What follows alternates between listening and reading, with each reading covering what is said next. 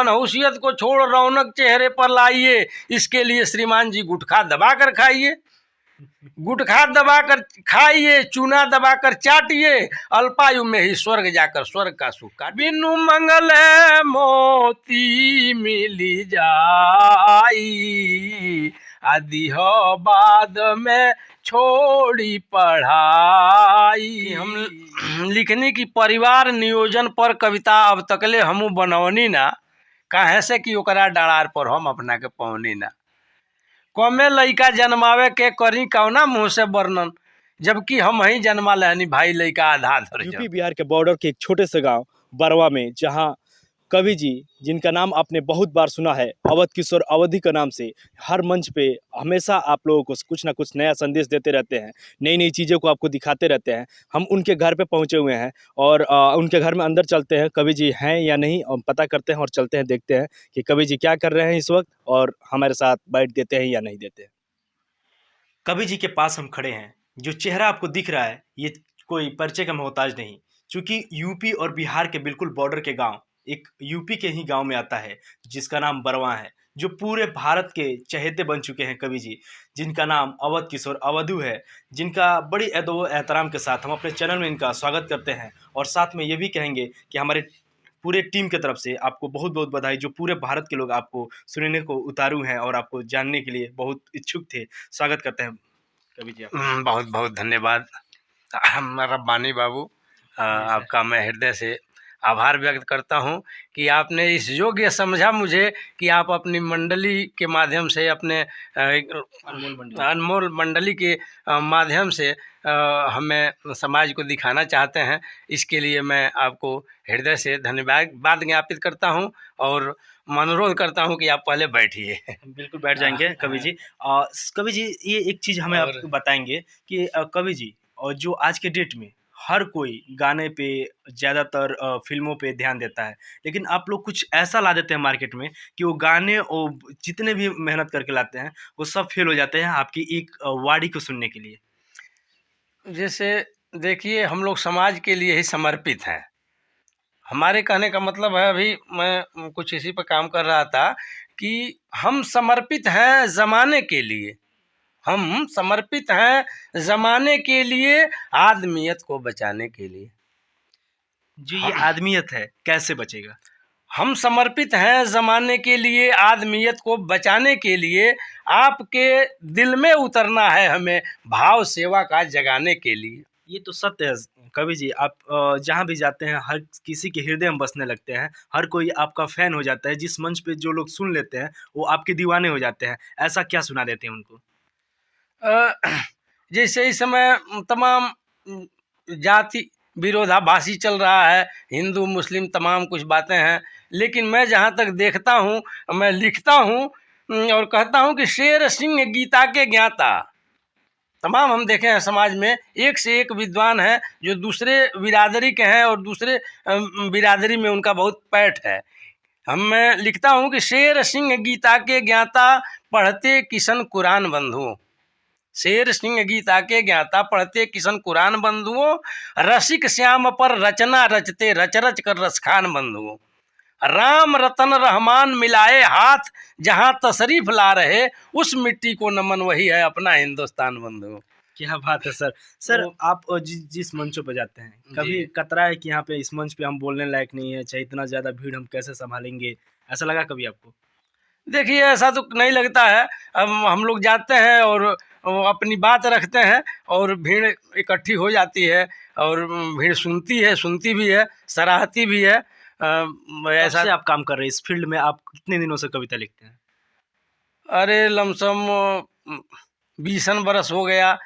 कविता मैंने लिखना शुरू किया और टूटी फूटी भाषाओं में, जब आप पूछ दिए तो मैं बता रहा हूँ, टूटी फूटी भाषाओं में मैं कुछ तुकबंदी कर लिया करता था और उसको दिखाने के लिए कि किसी विद्वान आदमी से मैं दिखाऊं या कविता है भी कि नहीं है, तो मेरे मन में लालसा जगी। इस समय तो नहीं है, दिवंगत हो चुके हैं हमारे परम गुरुदेव फतेह मेमोरियल इंटर कॉलेज के पूर्व प्रधानाचार्य पंडित केदारनाथ मिश्र जी, राष्ट्रपति पुरस्कार प्राप्त भी थे। और उन्होंने मेरी कविता सुनी तो वो बताए कि आपकी कविता घी की लड्डू है जी। लेकिन टेढ़ है। और टेढ़ का मतलब बताए कि आपके भाव बहुत अच्छे हैं लेकिन भाषा की कमी है, जो मैं सिखाऊंगा आपको, आप चाहें तो मैंने उन्हीं से भाषा की कुछ जानकारी ली और कविता के क्षेत्र में तब से मैं बढ़ा। उसके बाद परम पूज्य गुरुदेव किसान पीजी कॉलेज के प्राचार्य डॉक्टर वेद प्रकाश पांडे जी से मुलाकात हुई और इस तरह से धीरे धीरे तमाम लोगों से मुलाकात होती गई और इस समय कविता करता हूँ। सर, आप डेली कहीं ना कहीं किसी न किसी मंच पे दिखते हैं। क्या लगता है सर कि जो आपको जो मेहनताना होता है, जितनी मेहनत करके आप रस करके लाते हैं सारी चीज़ों को, आपकी मेहनताना मिल जाती है उतना?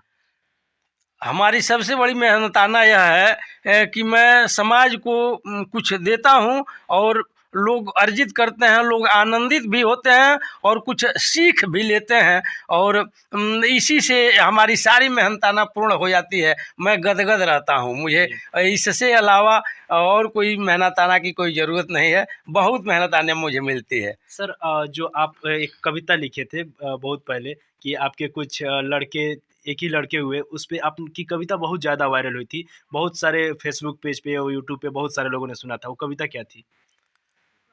कविता जैसे मैंने एक परिचय स्वरूप आपका शायद यही कहना है, परिवार नियोजन पर मेरी ये कविता थी और वह कविता मैं हूबहू अपने ऊपर लिखा है, कहीं से कुछ उठाया नहीं है। भोजपुरी में कविता है। वो कविता भोजपुरी में हम पढ़ी।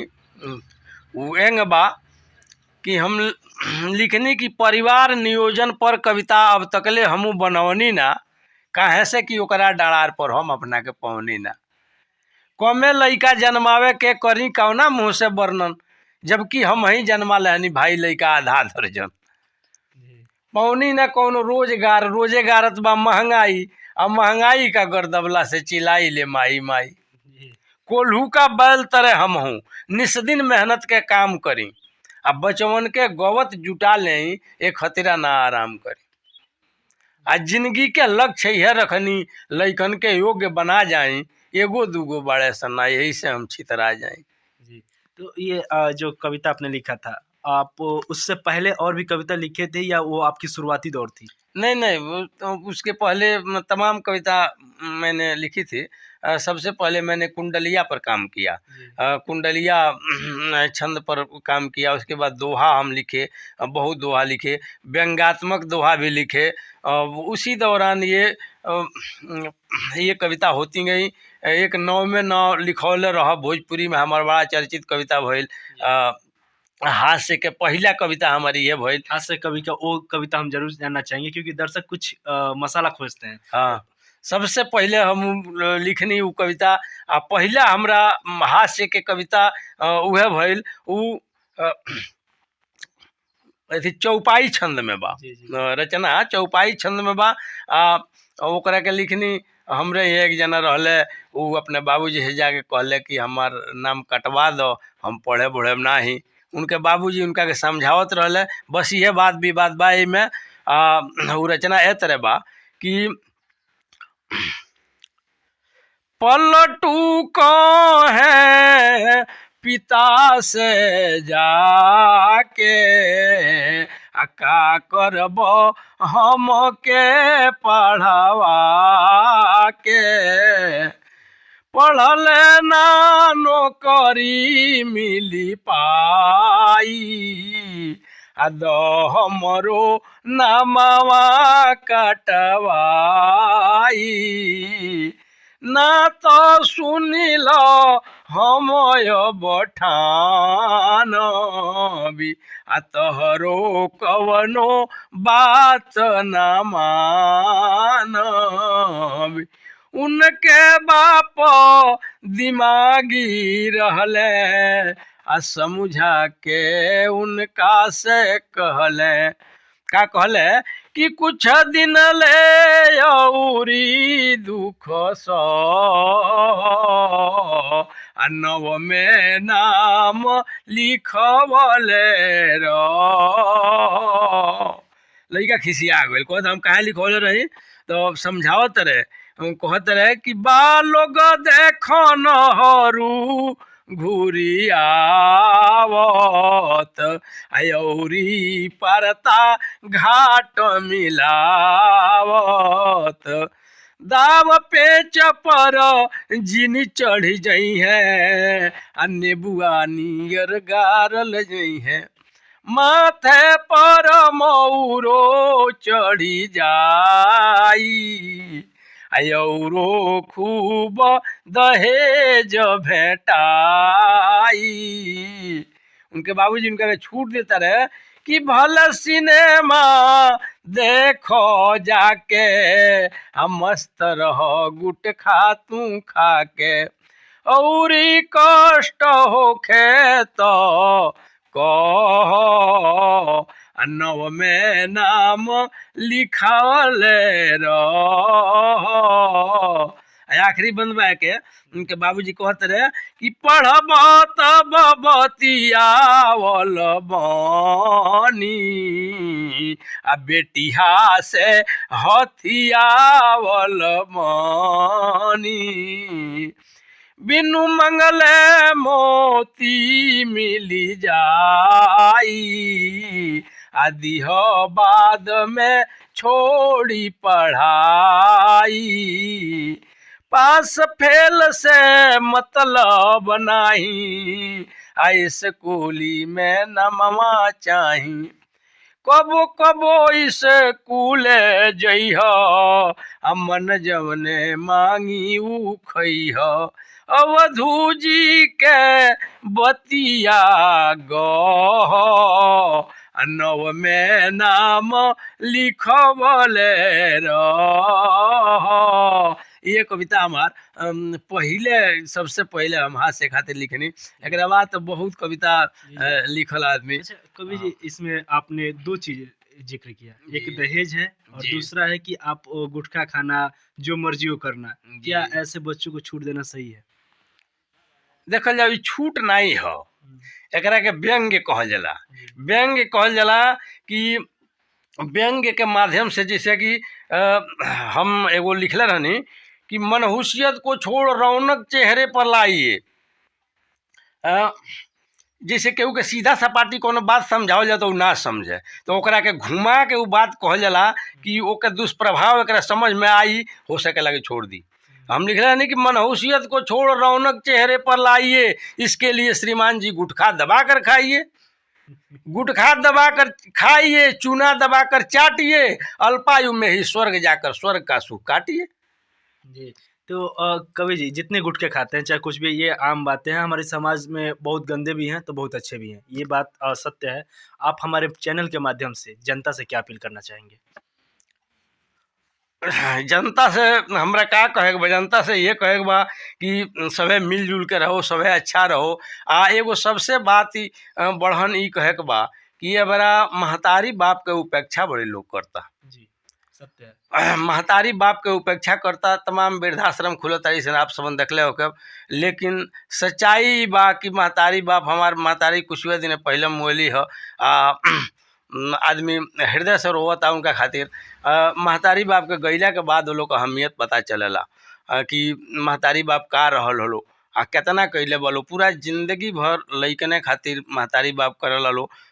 हम एगो मुक्तक लिखले रहनी कि स्वर्ग गगन में है, स्वर्ग गगन में है, ऐसा कहने वालों को कहने दो, मंदिर मस्जिद गुरुद्वारा में जो ढहते हैं ढहने दो, अवधू शांति मुझे मिलती है माता पिता के चरणों में, आप कहीं जाओ मुझको इनके चरणों में रहने दो।